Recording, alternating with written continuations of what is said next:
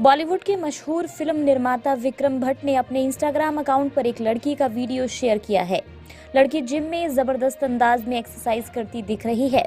उन्होंने कैप्शन में लिखा, एंग्री बर्ड बनकर ट्रेनिंग करते हुए।